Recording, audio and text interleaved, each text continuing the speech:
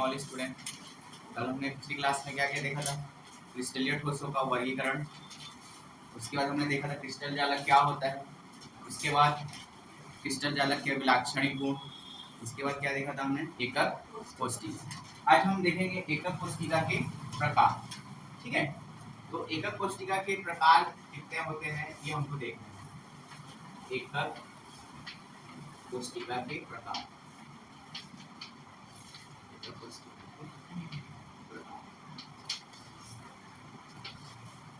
तो एकक कोष्टिका के तो मुख्य रूप से दो प्रकार होते हैं। पहला होता है आद्य एकक कोष्टिका। पहला क्या होता है? आद्य एकक कोष्टिका, है ना? पूरा पूरा नहीं लिख रहा हूँ ना, हाँ लिख रहा हूँ। आद्य एकक कोष्टिका, इसको आपके बुक में देखो सरल घनीय सेल भी लिखा होगा, है ना? सरल घनीय सेल, इसको है ना सिंपल सेंटर्ड यूनिट सेल बोलते हैं या क्यूबिक सेल। तो इसको शॉर्ट फॉर्म में हम इसको किससे डिनोट करते हैं? SCC। किससे डिनोट करते हैं? SCC, मतलब सिंपल क्यूबिक, है ना? और ये क्या है? सेंटर्ड क्यूबिक सेल होता है। ठीक है, ये आद्य एकक कोष्टिका बोला जाए या उसको सरल घनीय सेल, दो नाम से उसको जाना जाता है, आद्य या सरल घनीय सेल। और उसको शॉर्ट फॉर्म में कैसे लिखा जाता है? SCC। इसमें क्या होता है? आद्य एकक कोष्टिका में जो जालक होते हैं, जालक का मैं बताया था, जालक बिंदु होता है ना? तो इसकी जो आकृति होती है घनीय हो, घन जानते हो, है ना? घन कैसे होता है? स्क्वायर फॉर्म में एक घन बनाना पड़ेगा आपको। जैसे ये हम एक घन बना रहे हैं, ठीक है, तो आता है बनाने ऐसे। ठीक है, ये एक हो गया। ये एक हमारे पास क्या है? एक जालक। और ये जो होते हैं ये हमारे क्या होते हैं? जालक बिंदु। तो एक घन में कितने जालक बिंदु होते हैं? कितने होते हैं? 8। तो यदि जालक बिंदु में जो कोनों पर स्थित है ना, कोनों पर स्थित, ये जो कोनों पर स्थित हैं ये तो जालक बिंदु कहलाते हैं, लेकिन एक्चुअली में यहाँ पे क्या उपस्थित होते हैं? परमाणु। ठीक है, यहाँ पे उपस्थित क्या होते हैं? परमाणु हो सकता है, अणु हो सकता है। ठीक है, तो हम यहाँ मान के चल रहे हैं कि ये जो कोनों पर जालक बिंदु है वहां पर क्या स्थित है? परमाणु। तो आपको यही याद रखना है कि आद्य एकक कोष्टिका में, ठीक है, क्या होते हैं? उनके जालक बिंदुओं की संख्या कितनी होती है? 8। और उनके 8 कोनों पर जो क्या रखा हुआ रहता है या परमाणु माना जाता है। तो ये इसकी संरचना है, आद्य एकक कोष्टिका की संरचना। दूसरा होता है केंद्रित एकक कोष्टिका। क्या होता है? केंद्रित एकक कोष्टिका। केंद्रित एकक कोष्टिका के 3 प्रकार होते हैं। केंद्रित एकक कोष्टिका के कितने प्रकार होते हैं? 3 प्रकार होते हैं। हम टोटल डायरेक्टली हम बोल सकते हैं कि 4 प्रकार के होते हैं, लेकिन मुख्य रूप से आद्य एकक कोष्टिका पहला, फिर केंद्रित एकक कोष्टिका के 3 प्रकार। तो पहला इसमें होता है अंतः, इसमें क्या होता है? अंतः केंद्रित एकक कोष्टिका। अंतः केंद्रित एकक कोष्टिका। अंतः केंद्रित एकक कोष्टिका का मतलब यह है कि इसमें सब क्या किस फॉर्म में रहेंगे? जो जालक की संरचना होगी वो घन के रूप में रहेगी। तो यहाँ पे देखो नाम से स्पष्ट हो रहा है कि अंतः केंद्रित एकक कोष्टिका, मतलब इस कोष्टिका के एक केंद्र में, ये जो क्रिस्टल जालक के फलक में एक और जालक बिंदु हो या एक और परमाणु हो, तो उसको हम क्या बोलेंगे? अंतः केंद्रित एकक कोष्टिका। तो इसकी संरचना कैसे बन जाएगा? यहाँ पे एक और परमाणु आ जाएगा सेंटर में, तो इसको अलग से बनाना है, इसलिए बता दो कैसे। ऐसे बना, जगह पे टाइम खत्म हो जाता है ना जल्दी, छोटा छोटा बना दे रहा हूँ। अरे बनाओ सही है, कैसे बनाओ? ठीक है, तो ये देखो 8 कोनों पर तो ये परमाणु उपस्थित हैं। ठीक है, ये हो गया ना, और ये है ना 8 कोनों पर तो स्थित है, लेकिन अंतः केंद्रित एकक कोष्टिका मतलब क्या होगा? उसके एक केंद्र पर भी एक परमाणु क्या हो? है ना, उपस्थित हो या स्थित हो, तो उसको हम क्या बोलते हैं? अंतः केंद्रित एकक कोष्टिका। ठीक है। उसके बाद इसका सेकंड प्रकार ही होता है, देखो इसको अंतः केंद्रित एकक कोशिका को हम बोलते हैं बीसीसी से डिनोट करते हैं ना। अंतः केंद्रित मतलब 40 सेंटेड क्यूबिक सेल होता है, बीसीसी से इसको डिनोट करते हैं। इसको किससे डिनोट करते हैं? एससीसी से। आ रहा है समझ में मिताली? इसके बाद दूसरा होता है फलक केंद्रित एकक कोशिका। फलक, तो ये पूछा जाता है ये क्वेश्चन, एकक कोशिका के प्रकारों को समझाइए या लिखिए, है ना। तो फलक केंद्रित एकक कोशिका, एकक कोशिका। तो फलक केंद्रित एकक कोशिका को हम क्या बोलते हैं? फेस सेंटर्ड क्यूबिक सेल, मतलब इसको डिनोट करते हैं एफसीसी से। ठीक है। इसमें क्या होगा, इसकी संरचना कैसे होती है? देखो घनीय तो संरचना तो सेम होगा,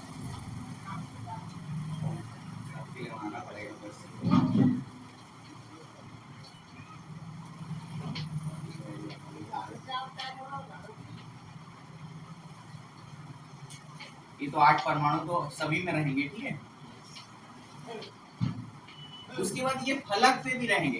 देखो इसमें कितने फलक होते हैं घन में? 6 होते हैं ना। तो 6 फलकों पर भी क्या होगा? एक एक परमाणु उपस्थित होंगे। तो ये यहाँ पे फलक है कि नहीं है? इसके बाद इधर एक फलक है कि नहीं है? ये नीचे में एक फलक है, ये साइड में एक फलक है, और ये इधर बाहर वाला एक फलक, ये तो ऊपर वाला हुआ ना ये वाला, और इसके साइड वाला एक फलक ले लो और ये बाहर वाले के लिए यहाँ लेके आओ। तो ये टोटल कितने हो गए इसके फलक? 6 होते हैं ना। तो एक्स्ट्रा कितना परमाणु आ जाएंगे इसमें? 6, मतलब उस 6 आएंगे ना एक्स्ट्रा। 6 फलक है तो, है ना। पूरे फलक पर एक एक क्या होते हैं? परमाणु उपस्थित होते हैं। तो फलक केंद्रित एकक कोशिका की संरचना ऐसी होती है। ऐसे डेफिनेशन फॉर्म में भी लिख सकते हो, ठीक है। थर्ड होता है अंत्य केंद्रित। अंत और अंत्य में अलग है ना। तीसरा क्या होता है? अंत्य। अंत्य, देखो ये पहला वाला क्या था? अंत है, और ये क्या है? अंत्य। दोनों में डिफरेंट है ना, सेम नहीं सोचना। अंत्य केंद्रित एकक कोशिका, पूरा पूरा नहीं लिख रहा हूं ना, एकक कोशिका। अंत्य केंद्रित एकक कोशिका का मतलब क्या होता है ना। संरचना तो घनीय टाइप का ही रहेगा।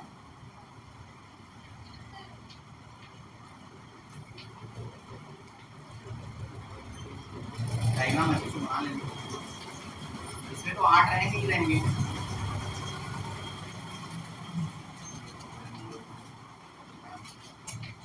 कितना हो गया? 4 से 8, ठीक है। तो अंत्य केंद्रित एकक कोशिका में क्या होता है? उसके किन्हीं भी दो फेस या दो फलकों के आमने सामने के फलक पर परमाणु क्या होते हैं? उपस्थित होते हैं, है ना। कि आमने सामने के फलक, जैसे ऊपर है तो नीचे को, ऊपर है तो नीचे हो, है ना। दो ही जगह पर उपस्थित, जैसे ऊपर ले लिए तो ये नीचे हो जाएगा, या इधर लेंगे तो इधर हो, आमने सामने। तो ऐसे क्रिस्टल जालक की संरचना को हम क्या बोलते हैं? अंत्य केंद्रित एकक कोशिका। ठीक है, ये समझ में आ गया एकक कोशिकाओं के प्रकार, है ना। टोटल 4 प्रकार के बोल सकते हैं, लेकिन मेन तो देखो नाम से, पहला आद्य एकक कोशिका जिसे हम सरल घनीय सेल के नाम से जानते हैं। फिर केंद्रित एकक कोशिका के 3 प्रकार होते हैं, अंतः केंद्रित एकक कोशिका और फलक केंद्रित एकक कोशिका और अंत्य केंद्रित एकक कोशिका। ये है ना एकक कोशिकाओं के प्रकार हो गए। इसको हम इंग्लिश में क्या बोल लिखते हैं? ईसीसी। ईसीसी मतलब क्या होता है इसका नाम? आप एकक कोशिका में अवयव कणों की संख्या की गणना कैसे करनी है ना। एकक कोशिका के अवयव कणों की संख्या की गणना इसी में ही हम सीख लेते हैं। एकक कोशिका में अगला हेडिंग ठीक है वही है, एकक कोशिका में अवयव कणों या परमाणुओं की क्या है? गणना। कणों की संख्या की गणना, कणों की या परमाणुओं की संख्या की गणना, है ना। ये हमको करना है, कणों की संख्या की गणना। अब देखो पहला तो इसी में ही हम सब देखेंगे, है ना। तो हमको ये जो होते हैं ये क्या होते हैं? परमाणु होते हैं, परमाणु है ना। तो परमाणु के ही कणों की संख्या की हमको गणना करना है कि इसमें परमाणु कितने हैं इस क्रिस्टल जालक में। तो पहला हम देखते हैं आद्य एकक कोशिका में ही देखते हैं, ये जो परमाणु है 8 कोनों पर है कि नहीं है? तो एक्चुअली ये देखा जाए, ये देखो ये बड़े रूप में जैसे मैं बना रहा हूँ, ये परमाणु है सपोज, है ना, तो ये ऐसा आपको दिख रहा है क्या कि ये परमाणु का जो पूरा भाग है इस क्रिस्टल जालक के अंदर है क्या, है कि नहीं है? पूरा भाग मतलब ये मान लो हम क्या मान लेते हैं, ये परमाणु है जो किसकी आकार पे है, बॉल आकार पे है ना, गोल है। तो ये परमाणु जो है क्रिस्टल जालक के पूरे अंदर है कि नहीं है, दिख रहा है कि नहीं दिख रहा है? अंदर नहीं दिख रहा है ना। देखो आधा हिस्सा तो आपको इस हिस्सा में दिख रहा है, आधा इधर दिख रहे हैं, मतलब ये वाला भाग तो चलो क्रिस्टल जालक के अंदर में दिख रहा है, ये वाला भाग है ना, लेकिन ये वाला भाग कहाँ दिख रहा है? बाहर दिख रहा है। तो कहने का मतलब यही है कि परमाणु जो होते हैं क्रिस्टल जालक में, ये क्रिस्टल जालक के अंदर नहीं रहते, उनका कुछ हिस्सा कितना रहता है, बस अंदर में होता है। तो इसलिए हम टोटल कितना हिस्सा इनके अंदर में रहेगा, देखो यहाँ भी जैसे परमाणु लेंगे तो ये भी पूरा अंदर है कि नहीं है, क्योंकि ये ऊपर भी है ना, तो ये भी कुछ हिस्सा बाहर रहेगा। तो 8 कोनों पर जो उनकी स्थिति है वो कितने अलग अलग भागों में बढ़ जाती है, 1/8 भाग में क्या हो जाता है, बढ़ जाता है। तो टोटल हमको कितने परमाणु इस जालक के अंदर उपस्थित है हमको निकालना है, ठीक है। तो इसी में साइड में कर दूंगा क्योंकि सबका डायग्राम फिर से बनाना पड़ेगा, है ना, तो इसी में ही आपको बता दे रहा हूँ, ठीक है। तो यहाँ पे पहले थोड़ा सा लिख लेना है ना, इसको पहले बता रहा हूँ। देखो यहाँ पे कितने कोने हैं, तो कोनों पर स्थित एक परमाणु की संख्या का योगदान कितना है, पहले मैं लिख दे रहा हूँ, है ना,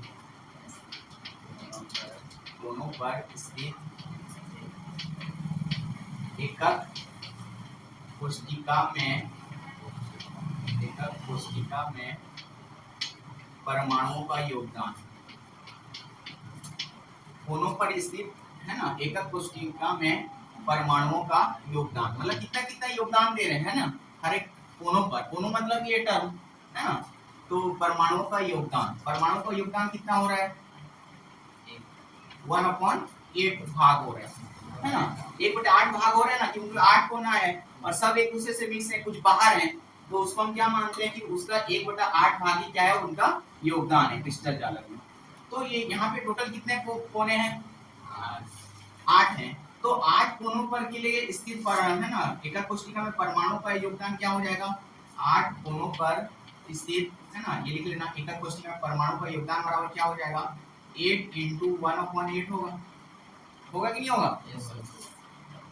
वही तो बताया जा रहा है, जैसे एक पेन की कीमत 5 रुपए है सपोज, तो 4 पेन की कीमत कितना होगा, तो मल्टीप्लाई करते हैं ना, तो ये कोनों पर स्थित मतलब एक कोनों पर स्थित परमाणुओं का योगदान कितना है, 1/8।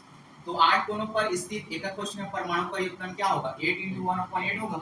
इसको हम सॉल्व करेंगे तो कितना आ जाएगा, 8 × 1 = 8, ये कट जाएगा, तो इससे कितना आ जाएगा, 1। तो आज एकक कोशिका में परमाणुओं या कणों की अवयव कणों की संख्या कितनी होती है, 1। तो यहाँ पे कुल परमाणुओं की संख्या करके लिख लेना, कितनी होती है, 1। क्या आ रहा है समझ, देखिए ऐसा तो नहीं, इसमें थोड़ा कम हो जा रहा है ज्यादा, आ गया। उसी प्रकार इसमें हम देखते हैं हम अंतर केंद्रित एकक कोशिका, ठीक है, अंतर केंद्रित एकक कोशिका में क्या होता है, यहाँ पे सेम प्रोसेस है। देखो 8 कोनों पर स्थित है ना, एकक कोशिका में परमाणु की का योगदान कितना होगा, 1 ही होगा ना, 8 कोनों वाला तो 1 होगा, इसको भी छोड़ दो। और ये जो परमाणु है वो तो क्रिस्टल जालक के अंदर ही है ना, तो इसमें कुल परमाणु का योग कितना हो जाएगा, कुल परमाणु का योगदान या कुल परमाणु का योग कितना होगा, देखो 8 कोनों के लिए हमको कितना मिलता है कुल परमाणु का योगदान, 1। ये तो ऑलरेडी बीच में भरा हुआ है, ये तो सिंगल है ना, तो इन दोनों को ऐड कर दो, 1 + 1 = कितना हो जाएगा, 2। समझ में आया? ये स्थिति को यहाँ तक पूरा लिखना पड़ेगा, इसमें भी वो यहाँ से लेके यहाँ तक लिखना पड़ेगा, फिर कुल परमाणु का योग निकालना पड़ेगा, क्योंकि एक जो परमाणु है तो अंदर ही है ना, तो इसलिए 1 + 1 कर रहे हैं, तो इसका कितना हो जाता है कुल परमाणुओं का योगदान, 2। उसी प्रकार फलक केंद्रित एकक कोशिका में परमाणुओं का योगदान कितना हो जाएगा, देखो ये जो बीच बीच में फलक है ना, इसका भी आधा हिस्सा क्या होता है, थोड़ा सा बाहर होता है। ऐसा तो हमारे पास डायग्राम भी है, जैसे किसी परमाणु को रखेंगे, बॉल आकार हमने माना है, तो जैसे ये शेप है ना, तो ये तो एक ऐसा शेप है, एक साइड है फलक है, तो परमाणु को यदि हम इसके बीच में रखते हैं ऐसा बॉल को, तो आधा हिस्सा अंदर होगा और आधा हिस्सा तो ये पूर्ण रूप से ये पूरा योगदान नहीं दे रहा है अंदर, क्रिस्टल जालक के अंदर में ये नहीं आता है। तो ये कितना भाग बस ये हिस्सा देता है क्रिस्टल जालक को, आधा भाग, मतलब 1/2। ठीक है, तो ये तो पहले फिर से लिखोगे, 8 कोणों पर स्थित इसका परमाणु का योगदान कितना होता है, 1 होता है। लेकिन ये 6 और एक्स्ट्रा परमाणु है हमारे पास, तो उनका योगदान कितना होता है, 6 फलकों पर, है ना, उपस्थित परमाणुओं का एकक कोशिका में योगदान कितना होता है, 1/2 इंटू 6 हो जाएगा ना, मतलब एक फलक के लिए 1/2 होता है, तो 6 फलक के लिए कितना हो जाएगा, 1/2 इंटू 6। इसको सॉल्व करेंगे कितना हो जाएगा, 2 1 जा 2 3 जा, तो कुल परमाणु कितना आ जाएगा, हाँ 4 आएगा ना। देखो 8 कोणों के लिए 1 और ये 6 फलक के लिए 3, तो कितना आ जाएगा, 4 आएगा। उसके बाद इसमें कितना आ जाएगा, अंतः केंद्रित एकक कोशिका में देखो 8 कोणों के लिए तो कितना होगा, 1 होगा, और ये 2 फलक पे है, 2 फलक के लिए आधा होता है, तो आधा का फिर से देखो 2 फलक के लिए हम निकालेंगे, तो 1/2 इंटू 2 होगा, तो ये और ये तो कट गया, तो कुल परमाणु का योग कितना हो जाएगा, कुल परमाणु का योग कितना हो जाएगा, 1 + 1 = 2। तो ये समझ में आया। देखो इसी में हमने दोनों को कवर कर लिया। एकक कोशिका में पहले तो एकक कोशिका के प्रकार देख लिया, फिर एकक कोशिका में परमाणुओं की संख्या की गणना कैसे करनी है ये हमने देखा।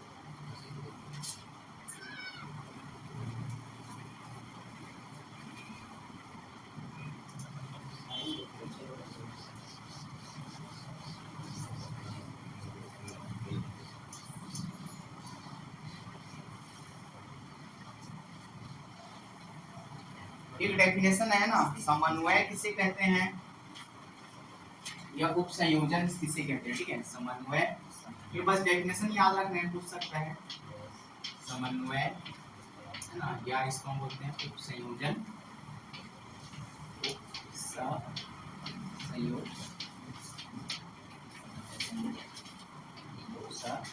संयोजन, संख्या किसे कहते हैं, ठीक है, मतलब किसी क्रिस्टल में है ना परमाणुओं की संख्या निकटवर्ती कणों के, जितने निकटवर्ती कणों के संपर्क में होता है ना, क्रिस्टल जालक में जो परमाणुओं की संख्या होती है, अभी जैसे मैं बताया था क्रिस्टल जालक में, वो जितने निकटवर्ती निकट रहते हैं आपस में, है ना, पास पास रहते हैं, तो उसे ही हम बोला क्या जाता है, उस कण को हम क्या बोलते हैं, समन्वय या उप संयोजन संख्या। इसका बस डेफिनेशन याद रखना, ठीक है, ये फिर कंप्लीट।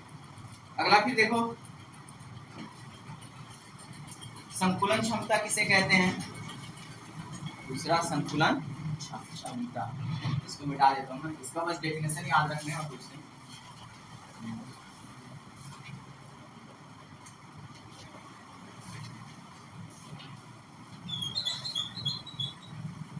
हेडिंग है आपका संकुलन क्षमता।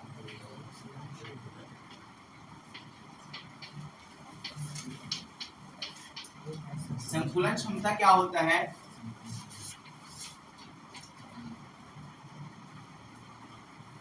क्रिस्टल जालक के एकक कोशिका में कुल स्थान का वह प्रतिशत जो अवयव कणों द्वारा भरा जाता है। एकक कोशिका में उपलब्ध, है ना, संकुलन क्षमता क्या होता है, एकक कोशिका में उपलब्ध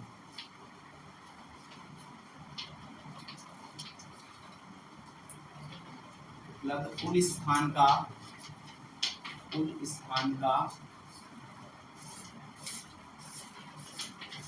वह प्रतिशत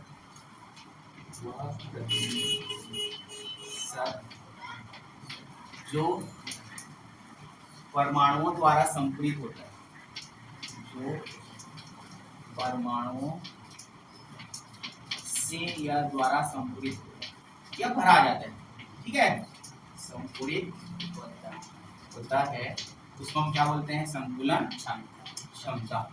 उसको हम क्या बोलेंगे, परमाणु द्वारा भरा जाता है या संपूरित होता है, उसको हम क्या बोलेंगे, संकुलन क्षमता। तो संकुलन क्षमता का एक दो सूत्र मान होता है। पहला तो एक होता है संकुलन अनुपात, संकुलन अनुपात। संकुलन अनुपात बराबर क्या होता है? परमाणुओं का मतलब क्रिस्टल जालक में जो परमाणु होते हैं उनका आयतन है ना, परमाणुओं का आयतन,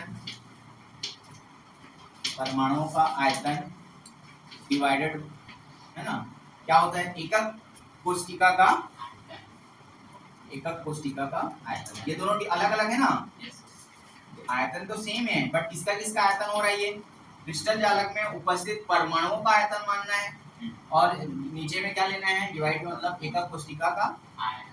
तो है ये संकुलन अनुपात निकालने का सूत्र है, अभी निकालेंगे हम। उसके बाद और एक सूत्र होता है संकुलन, ये संकुलन क्षमता, ये तो अनुपात हो गया, अगला होता है संकुलन क्षमता। संकुलन क्षमता बराबर क्या होता है? परमाणुओं का आयतन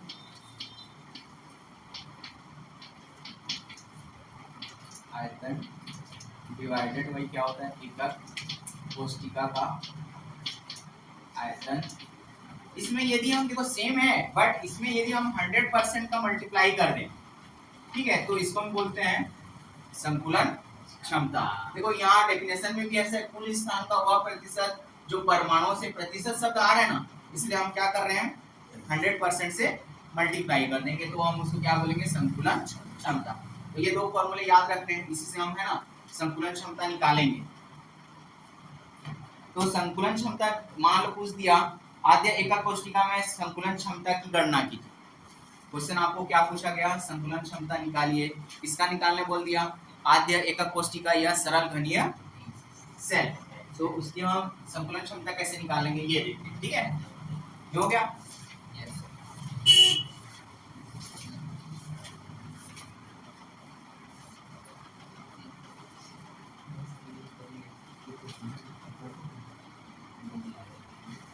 अगला है हमारा एकक कोशिका में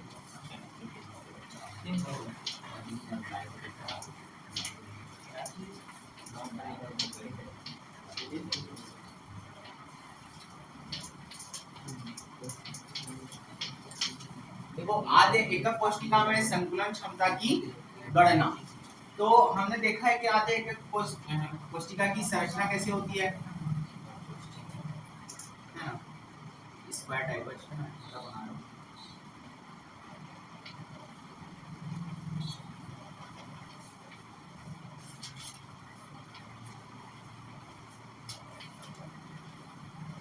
ये होती है ना, ये 8 उसके क्या होते हैं?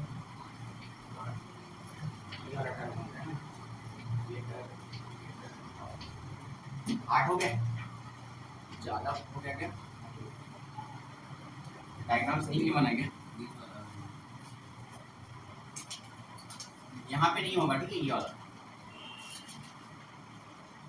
मतलब इसमें ये जरूरी नहीं है, हम तो पढ़ चुके हैं, संरचना बनाने की जरूरत नहीं है, लेकिन मैं ऐसे ही बता दे रहा हूँ, ठीक है?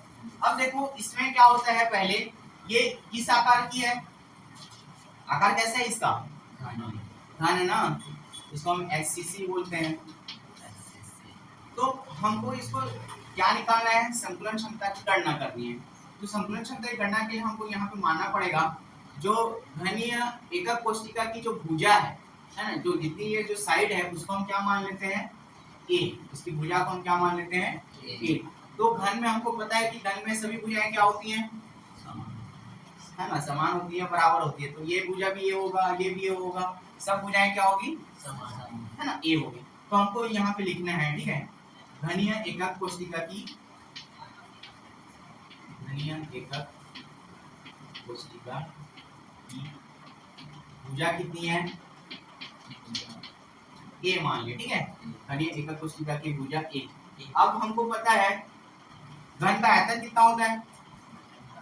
हाँ, एक घनीय एकक कोशिका की आयतन निकालेंगे ना, घनीय एकक कोशिका की आयतन क्या होता है? घन का आयतन पता है? घन का आयतन हाँ ए क्यूब होता है, ठीक है? हाँ, मतलब ए की घात 3, ए क्यूब है ना, तो ए की पावर 3। उसके बाद एकक घन है ना, भुजा एक हो गया, घनी एकक कोशिका का आयतन ले लिया। अब मान लेते हैं ये जो परमाणु है, ये जो क्या है हमारे पास परमाणु है, उसकी त्रिज्या को हम क्या मान लेते हैं, r। उसकी त्रिज्या को हम क्या मान लेते हैं, है ना, परमाणु की त्रिज्या, परमाणु की त्रिज्या बराबर हम क्या मान लिए, r। ठीक है। अब यहाँ पे एक चीज ये याद रखना है, a और r के मध्य संबंध कुछ निकालना है, के मध्य संबंध। ये क्या है हमारा, है ना, ये जो एकक कोशिका की भुजा है, r क्या है, ये परमाणु की त्रिज्या है। ठीक है, तो हम यहाँ पे समझते हैं, ये लास्ट वाले पे ये एक परमाणु है, ये एक परमाणु, ठीक है, तो ये इसका सेंटर हुआ, ये इसका सेंटर होगा कि नहीं होगा, हाँ, तो ये जो होगा ये r होगा, मतलब ये परमाणु, दो परमाणु मिलके, देखो दो ही परमाणु है, मतलब ये कहने का मतलब ये है, ये एक तो दो कण है, मतलब दो जालक बिंदु है ना, यहाँ पे परमाणु उपस्थित है, तो मतलब दो ही परमाणु है ना, ऐसे जुड़े हुए रहते हैं एक्चुअली। ये जो हमने संरचना बनाया है ये आपको दिख रहा है भले ही दूर दूर, लेकिन आपस में ऐसा नहीं रहते कि बीच में एक लाइन रहता है या कुछ डंडे से फंसाया भी जाता है, ऐसा नहीं है। ये एक्चुअली में परमाणु आपस में इस प्रकार से मिले हुए आपस में जुड़े हुए रहते हैं। ये संरचना अलग दिख रही है, लेकिन ये एक्चुअली में कैसे होते हैं, आपस में जुड़े हुए होते हैं। ठीक है, तो A से हम कंपेयर करेंगे, A और R के मध्य संबंध निकालेंगे, तो देखो इस परमाणु की जो त्रिज्या है ये होगा, मतलब केंद्र से सर्कल की दूरी को ही त्रिज्या बोला जाता है ना, है कि नहीं, और यहाँ से ये है ना, सर्कल की दूरी कितना हो जाएगा, r। तो हमको भुजा बराबर कितना मिल रहा है, कंपेयर करेंगे तो a इक्वल टू क्या मिल रहा है, 2r। ये समझ में आया, तो a इक्वल टू क्या मिल रहा है, 2r। यहाँ से r की वैल्यू निकालोगे तो r बराबर क्या मिलेगा, हाँ a अपॉन 2। हाँ ये थोड़ा मैथ्स घुस गया, ठीक है, तो a equal to sorry r equal to क्या मिलेगा, a अपॉन 2, ये मैन है ना। उसके बाद हम फॉर्मूला हमने अभी बताया था, संकुलन क्षमता क्या होता है, संकुलन क्षमता को इंग्लिश में है ना पैकिंग एफिशिएंसी बोला जाता है, तो पीई से डिनोट भी कर सकते हो, लेकिन मैं हिंदी में लिख रहा हूँ ना, संकुलन क्षमता बराबर है ना, अभी फॉर्मूला क्या बताया था, संकुलन क्षमता बराबर परमाणु का आयतन, है ना, परमाणुओं का आयतन डिवाइडेड एकक, ये हमने फॉर्मूला पढ़ा है। अब देखो इसमें एक और चीज देखना है, ये आधे एकक कोशिका में परमाणु का योगदान कितना होता है, अभी बताया था ना, एक होता है ना, उसको भी लिख लेना ना, कुल परमाणुओं का योगदान कितना होता है आधे एकक कोशिका में, कुल परमाणु का योगदान बराबर कितना होता है, एक। सबको यहाँ पे फिलअप कर दो, और संकुलन क्षमता के लिए हम इंटू 100% भी लेते हैं ना, 100% लेके हम सबको मान को रख दो, तो परमाणुओं का योगदान मतलब कितना भरा जा रहा है उसको भी लेना पड़ेगा यहाँ पे, है ना, तो ये 1 इंटू फिर परमाणु का आयतन कितना है। अब देखो ये परमाणु का आयतन तो हमने निकाला नहीं अभी तक, परमाणु किस रूप में है, घन, तो मैं इसको बताया था कि है ना, इसकी संरचना घन के रूप में, इस जालक की संरचना, लेकिन ये आपको बताया था परमाणु का आकार किस रूप में ले रहे हैं, गोल, मतलब बॉल की तरह, और गोले का आयतन क्या होता है, अब परमाणु मतलब है ना, परमाणु का आयतन, परमाणु किस रूप में है, गोल रूप है ना, गोल है, बॉल के रूप में, अब गोले का आयतन क्या होता है, हाँ, तो ये भी लिखना पड़ेगा।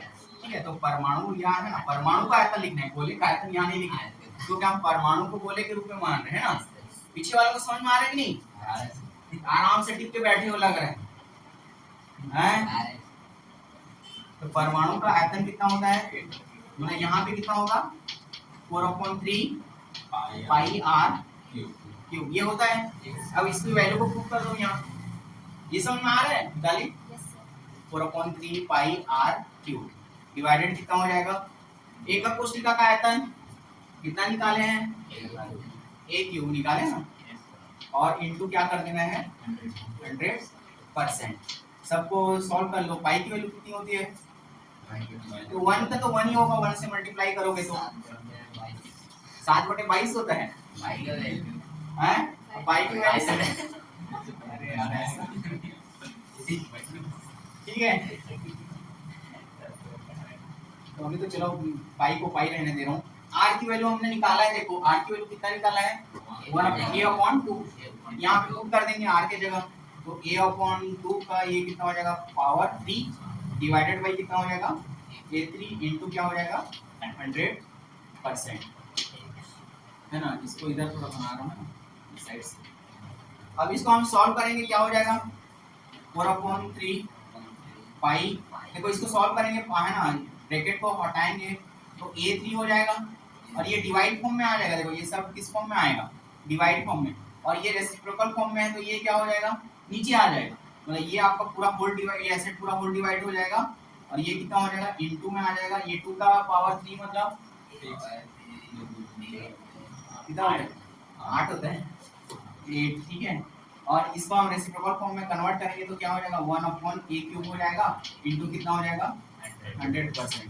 तो ये और ये कटेगा सेम है ना। इसको सॉल्व, ये भी कटेगा, देखो 4 1 जा 4 2 जा 8, क्या बचा हमारे पास पाई बचा, और ये कितना होगा 3 2 जा 6 इनटू कितना बचा 100%। और पाई की वैल्यू पुट कर दो, कितना होता है 22 डिवाइडेड बाई 7 और इनटू भी इसमें 6 है तो ये 6 नीचे आएगा कि ऊपर जाएगा, ऊपर जाएगा, नीचे ही रहेगा।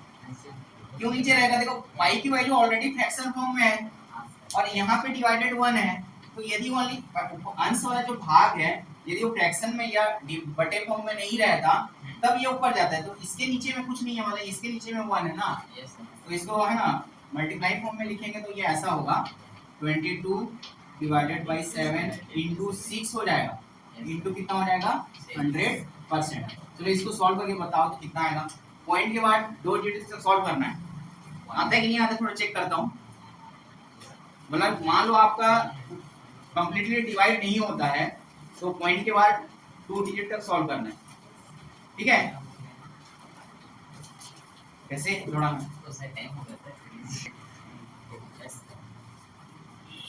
देखो ये क्या होता है ना, पाई की वैल्यू हमने पुट किया 22/7 और ये 6 नीचे में ही रहेगा ना, और इसके नीचे में कुछ नहीं है तो ये 1 होगा। तो इसको हम मल्टीप्लाई फॉर्म में कन्वर्ट करेंगे तो पहला वाला टर्म तो सेम रहता है ना, 22/7 इसके जगह इनटू करते हैं तो ये नीचे वाला ऊपर चला जाता है 1 और ये है ना ऊपर वाला नीचे आ जाता है 1/6। इसको आपको सॉल्व करके जो आएगा आंसर वो क्या हो जाएगा संतुलन क्षमता की गणना, इसके लिए आद्य एकक कोष्ठिका के लिए, ठीक है। कितना आया बनाए क्या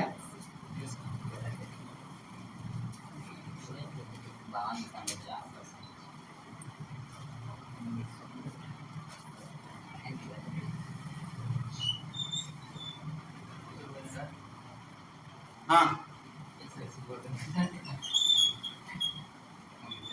52.3 कुछ आ रहा है परसेंट, ठीक है।